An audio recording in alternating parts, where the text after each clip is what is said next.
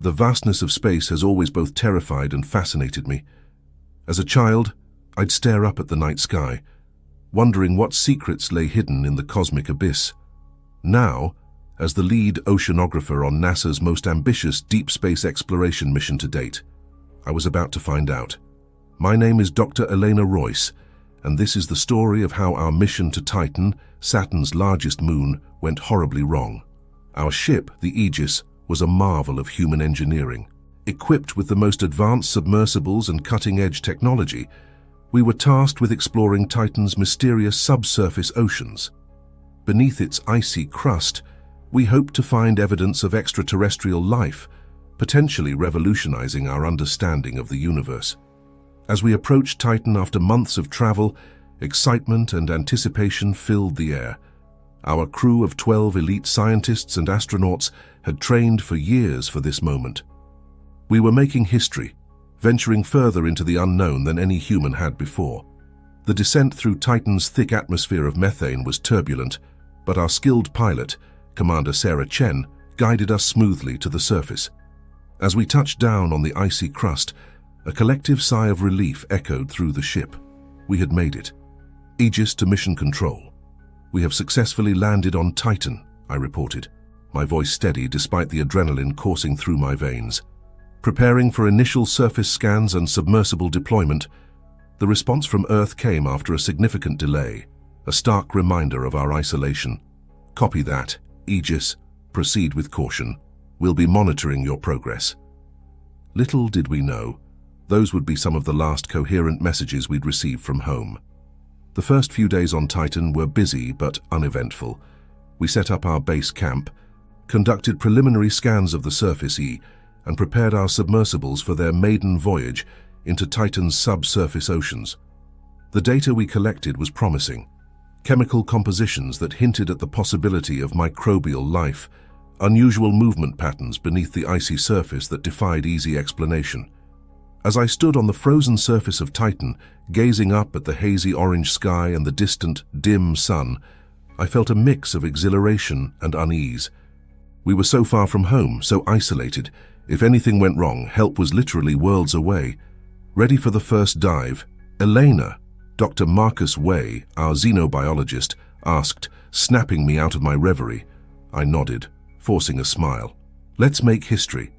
We boarded our primary submersible, the Nautilus, a sleek vessel designed to withstand the extreme pressures and temperatures of Titan's alien oceans.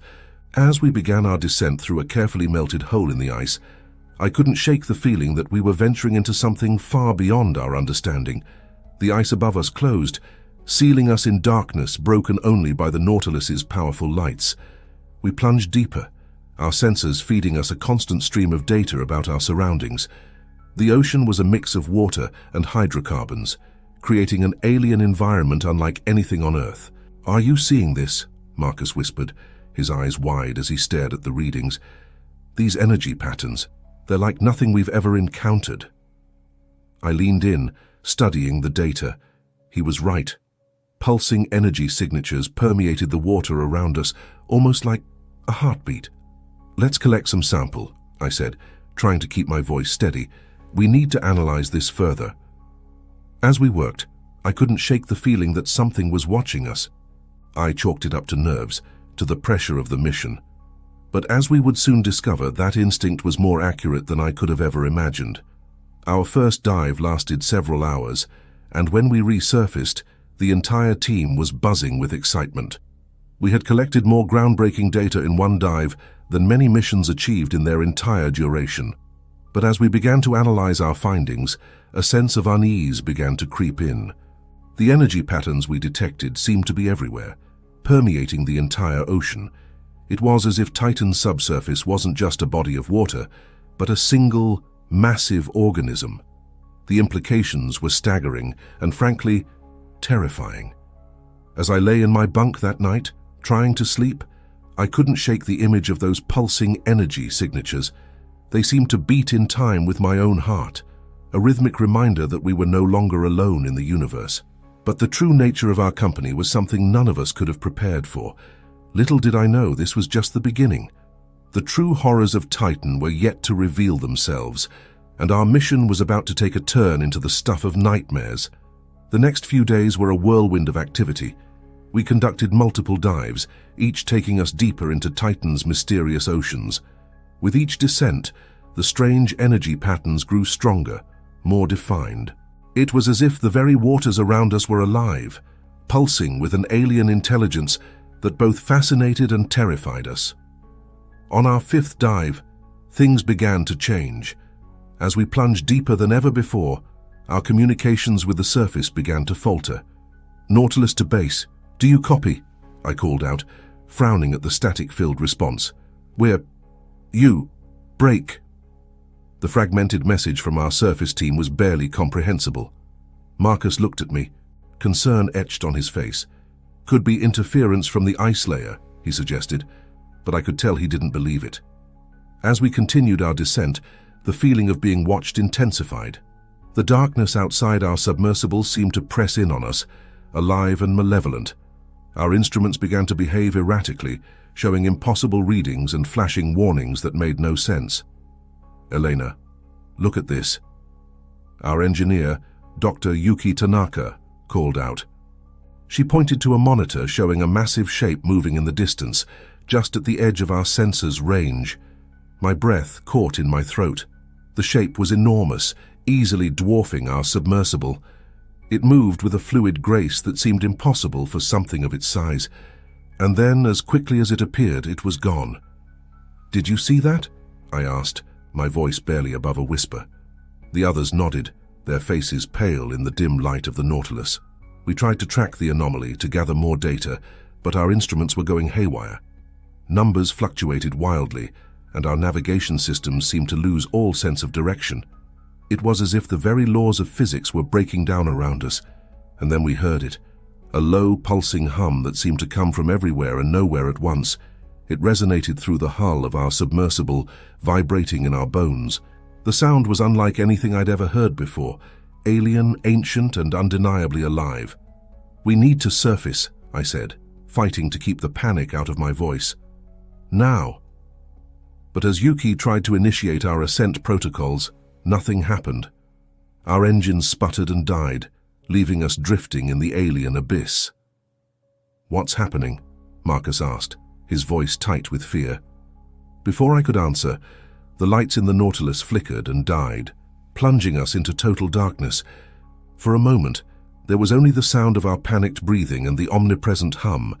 When the emergency lights finally kicked in, casting an eerie red glow throughout the submersible, what I saw outside the viewport made my blood run cold. We were surrounded by a network of massive, organic-looking tubes.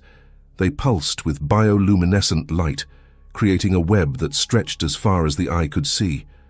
"My God," Yuki whispered. "It's like we're inside a giant organism." As the realization of our situation sank in, a new sound cut through the hum. It was a voice, distorted and barely recognizable, coming through our communication system. "Help us. Trapped. It's alive. Titan is alive." The message repeated, growing more distorted with each iteration until it devolved into an inhuman shriek that made us all recoil. That sounded like the crew from the previous Titan mission," Marcus said, his voice shaking, "the one that disappeared 2 years ago." A chill ran down my spine.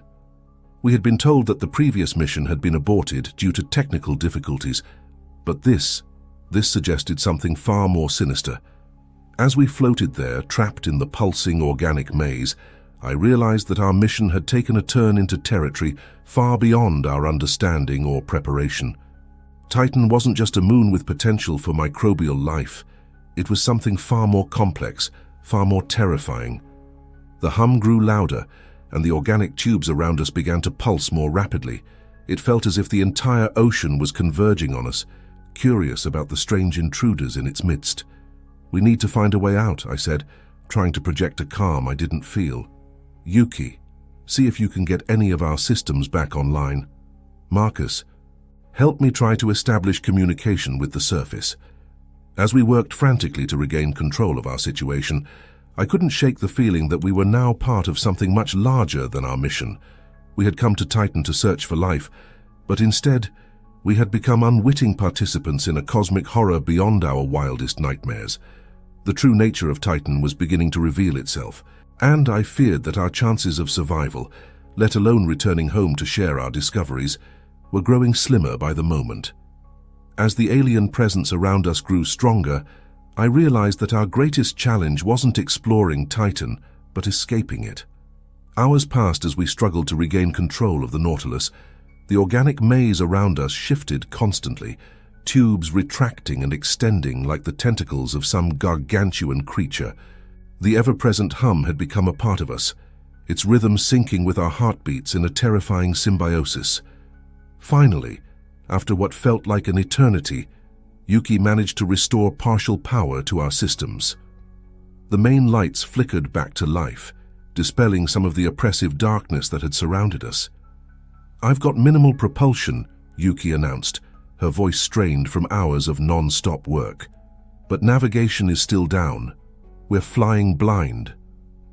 I nodded, trying to project confidence I didn't feel. "It's better than nothing. Let's try to find a way out of this and whatever it is." Slowly, cautiously, we began to move through the organic labyrinth. The tubes seemed to react to our presence, pulsing with increased intensity as we passed. It was as if the entire structure was aware of us, tracking our every move. As we navigated the alien terrain, our sensors began picking up strange readings. Electromagnetic pulses, similar to the ones we'd detected earlier but much stronger, emanated from somewhere deep below us. "Elena, look at this," Marcus called out, pointing to one of our few functioning monitors. "These pulses, they're organized, almost like a language." I leaned in, studying the pattern. He was right. The pulses weren't random. They had a structure, a rhythm that suggested intelligence. "It's trying to communicate," I whispered, awe and terror mingling in my voice. Just then, our communication system crackled to life. But instead of the relief of hearing our surface team, what came through chilled me to the bone. It was a cacophony of voices, some human, some decidedly not, all overlapping and distorting into an unintelligible mess. Among the chaos, I could make out fragments that sounded disturbingly like our own voices, repeating phrases we'd said earlier in the mission. It was as if something was learning, adapting, using our own words against us. "Shut it off," I ordered, and Yuki quickly complied, plunging us back into relative silence, broken only by the ever-present hum. As we continued our aimless journey through the organic maze, the true horror of our situation began to sink in. We weren't just lost in an alien ocean. We were trapped inside a living entity of unimaginable size and complexity. Titan itself was alive, and we were nothing more than foreign bodies in its vast system. The realization hit Marcus first. I saw it in his eyes, the moment when the last shred of scientific detachment fell away, replaced by pure, primal fear. "We're never getting out of here, are we?" he asked, his voice barely above a whisper. Before I could respond, a violent tremor shook the Nautilus. The organic tubes around us began to contract, squeezing in on our submersible from all sides. Alarms blared as the hull creaked under the immense pressure. "Full power to the engines," I shouted, and Yuki complied, pushing our battered vessel to its limits. We shot forward, scraping against the constricting tubes, sparks flying as metal ground against the alien organic matter. For a heart-stopping moment, I thought we were done for. The pressure was immense, threatening to crush us like a tin can in the depths, but then, miraculously, we broke free, shooting out into open water. Our relief was short-lived. As the Nautilus stabilized, I looked out the viewport and felt my heart sink. We had escaped the immediate danger, but what I saw before us was far worse. Stretching out as far as our lights could penetrate was a vast pulsating wall of organic matter. It shifted and moved like a living thing, which I realized with growing horror it was. A part of me wanted to turn back, to try and find our way to the surface, but I knew deep down that our only hope of survival and of understanding what was happening to us lay forward. "Take us in," I said, my voice sounding foreign to my own ears.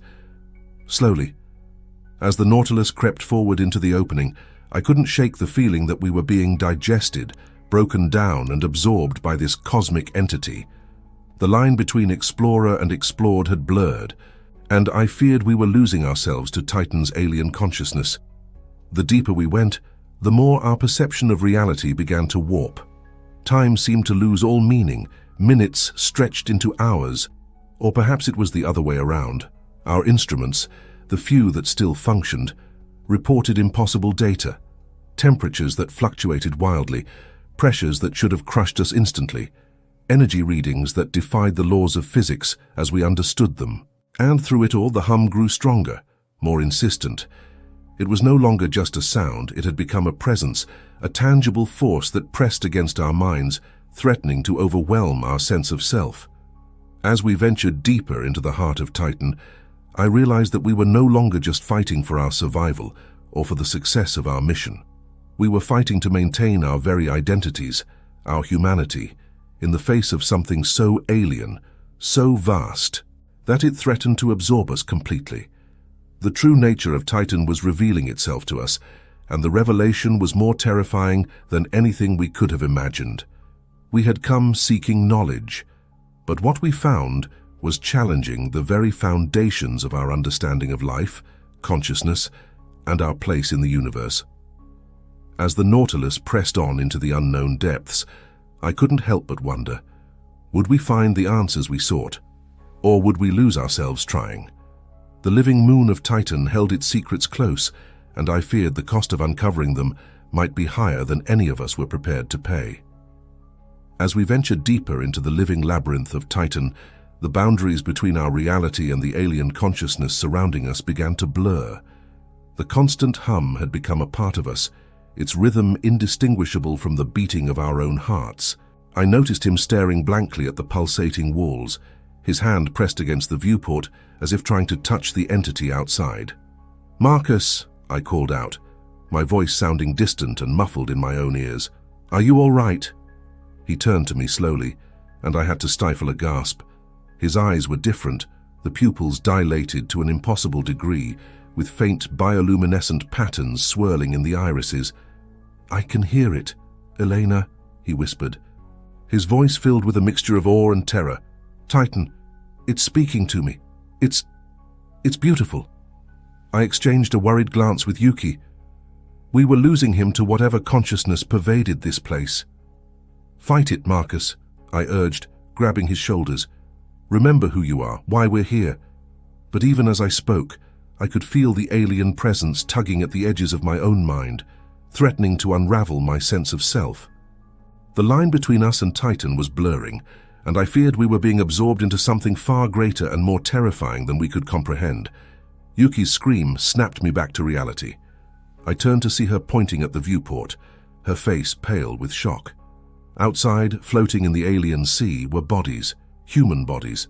They were twisted and changed, half absorbed into the organic matter of Titan, their faces frozen in expressions of ecstasy or terror. With a jolt of horror, I recognized them, the crew of the previous Titan mission, the one that had disappeared 2 years ago. They hadn't died. They had been assimilated. "My God," I breathed, the realization hitting me like a physical blow. This is what happened to them. This is what Titan does to intruders. As if in response to my words, the organic matter outside began to shift and pulse more rapidly. Tendrils of bioluminescent material reached out towards our submersible, probing and searching for a way in. "We need to get out of here," I said, trying to keep the panic out of my voice. "Yuki, can you get us moving?" But Yuki was frozen, her eyes fixed on the horrifying scene outside. The alien consciousness was affecting her too, I realized. We were all succumbing to its influence. With a Herculean effort, I forced myself to focus. I had to get us out of here, had to fight against the hypnotic pull of Titan's consciousness. I stumbled to the control panel, my movements feeling sluggish and uncoordinated. As I struggled with the controls, Marcus's voice drifted over to me, dreamy and distant. "Why fight it, Elena? Can't you feel it? We're becoming part of something greater, something infinite." I gritted my teeth, forcing myself to ignore him. The Nautilus's engines sputtered to life, and I felt a surge of hope. But as we began to move, the organic matter around us constricted, holding us in place. Alarms blared as the hull creaked under the pressure. We were being crushed, absorbed into the living tissue of Titan. In that moment, I realized the true horror of our situation. We weren't just fighting for our lives or our sanity. We were fighting against becoming part of Titan itself. The viewport cracked, a spiderweb of fissures spreading across its surface. The alien sea began to seep in, bringing with it the full force of Titan's consciousness. As the cold alien liquid touched my skin, I felt my mind begin to expand, connecting to something vast and incomprehensible. In that moment of contact, I understood.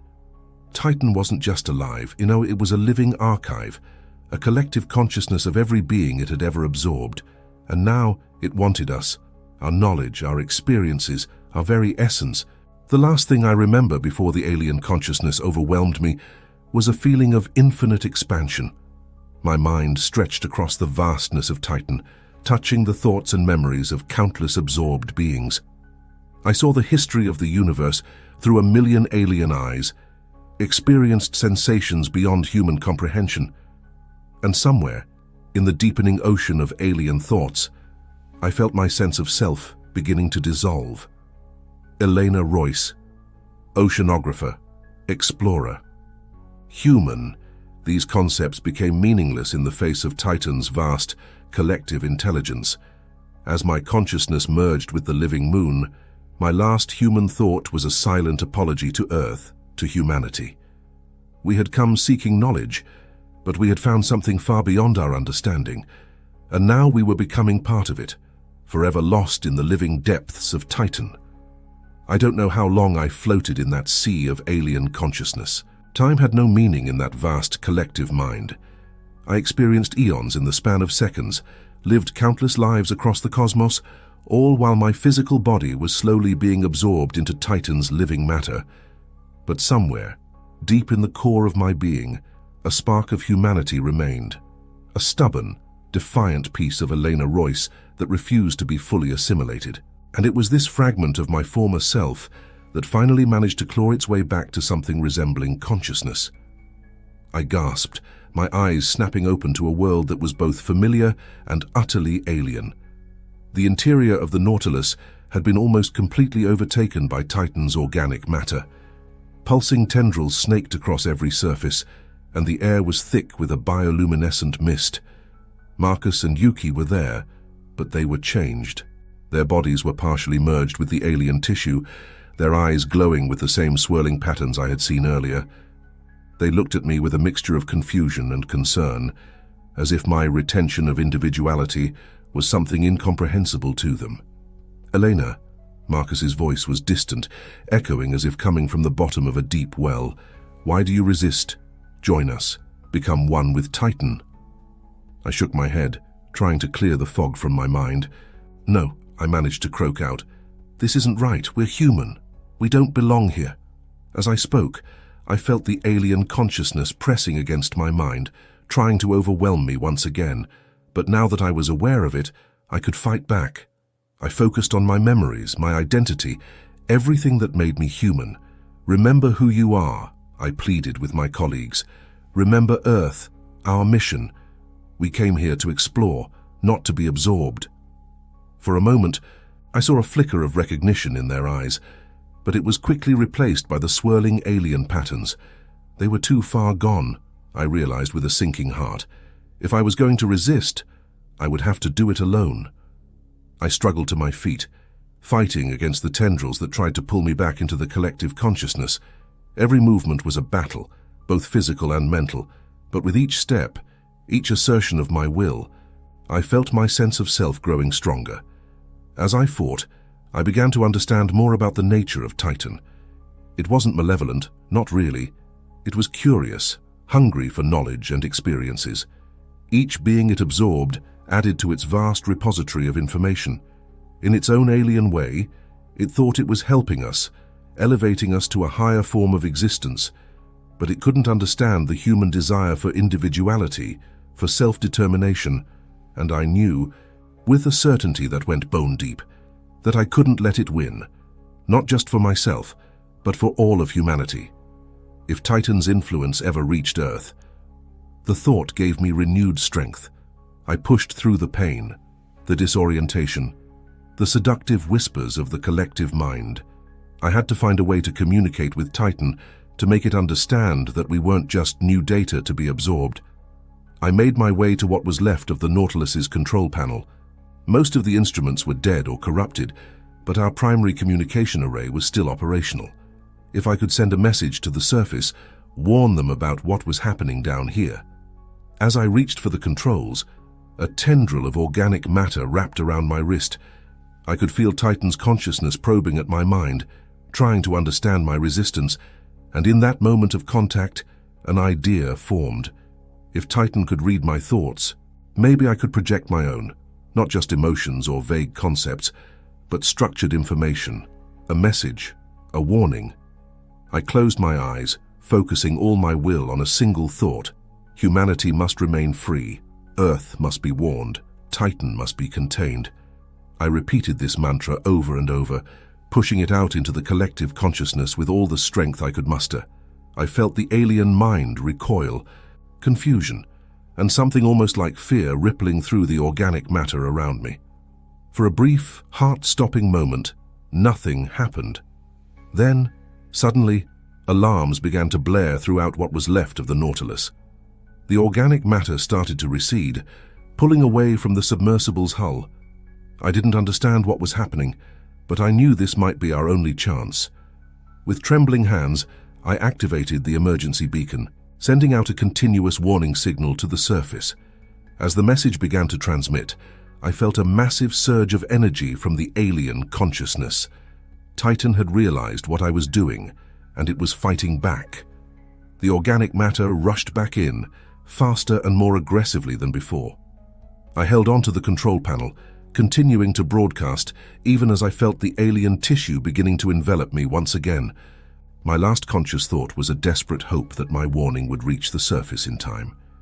Then, darkness claimed me, and I knew no more. I drifted in and out of consciousness, caught between the vast, alien mind of Titan and the fading remnants of my human identity. Time had no meaning in this state. It could have been hours or years since I'd sent out that desperate warning. Flashes of memory and alien experiences flickered through my mind. I saw the birth of stars, the death of galaxies, experienced life forms so strange and wonderful that my human mind could barely comprehend them. All of these were memories absorbed by Titan over eons, now shared with me. But through it all, a small part of me clung to my humanity. The stubborn spark that had allowed me to resist before now kept me from being completely absorbed into Titan's consciousness. I'm not sure what finally pulled me back to some semblance of awareness. Perhaps it was a change in the constant hum that permeated Titan's being, or maybe it was some last reserves of human willpower. Whatever the cause, I found myself once again aware of my surroundings. The Nautilus, or what was left of it, had been almost entirely absorbed into Titan's organic matter. I could still make out bits of metal and equipment, but they were now part of the living tissue that surrounded us. Marcus and Yuki were nearby, their bodies more organic than human now, pulsing with the same rhythm as the alien sea around us. But something was different. There was a new energy in the air, a tension that hadn't been there before, and then I felt it, a vibration, distinct from Titan's constant hum. It was familiar, mechanical, human. With a jolt of realization, I understood. My message had gotten through. Someone, NASA, other explorers I didn't know, had come for us. As if in response to my thoughts, the organic matter around us began to shift and pulse more rapidly. I could feel waves of confusion and something almost like fear emanating from Titan's consciousness. It didn't understand this new presence, this force that dared to intrude upon its domain.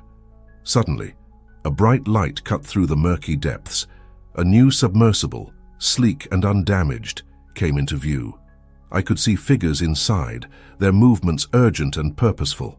They had come prepared, I realized. They knew what they were facing.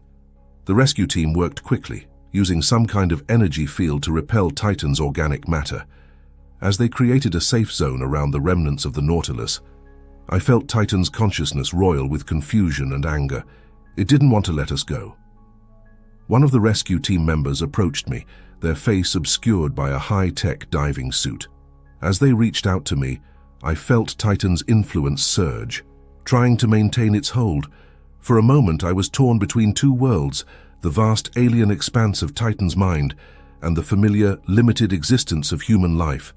In that moment of choice, I saw flashes of possible futures. I saw humanity spreading across the stars. Guided by the infinite knowledge of Titan, I saw Earth transformed, its population absorbed into a vast, interconnected consciousness. I saw the end of individuality, of free will, and the birth of something greater and more terrible than anything we had ever imagined. And I made my choice. With every ounce of willpower I had left, I reached out and grasped the rescuer's hand. As they pulled me towards their submersible E, I felt Titan's influence recede. Driven back by whatever technology they were using, the extraction was a blur of activity and sensation. I vaguely remember being placed in a containment unit, hearing the urgent voices of the rescue team as they worked to retrieve Marcus and Yuki. There was a moment of resistance, a final push from Titan's consciousness, and then silence. As our rescuers' submersible rose towards the surface, I felt a profound sense of loss, not just for the alien consciousness I was leaving behind, but for the infinite knowledge and experiences I had briefly been part of. A part of me, a larger part than I cared to admit, wanted to go back, to rejoin that vast collective mind. But as we breached the icy surface of Titan, and I saw the stars again for the first time in what felt like eons, I knew we had made the right choice. Humanity wasn't ready for what lay in the depths of Titan. Maybe we never would be. As the rescue ship began its long journey back to Earth, I thought about the warning I had sent. I knew that Titan would be quarantined, marked as too dangerous for further exploration. The knowledge we had gained, the wonders and horrors we had experienced, would be locked away, deemed too dangerous for humanity to access. But as I drifted off into an exhausted sleep, I couldn't shake the feeling that this wasn't the end. Somewhere in the depths of Titan, a vast and ancient intelligence had awakened to the presence of humanity, and sooner or later, it would find a way to reach out to us again. Our mission to Titan had ended, but I feared that the true reckoning was yet to come. As I closed my eyes, I silently prayed that when that day arrived, humanity would be ready,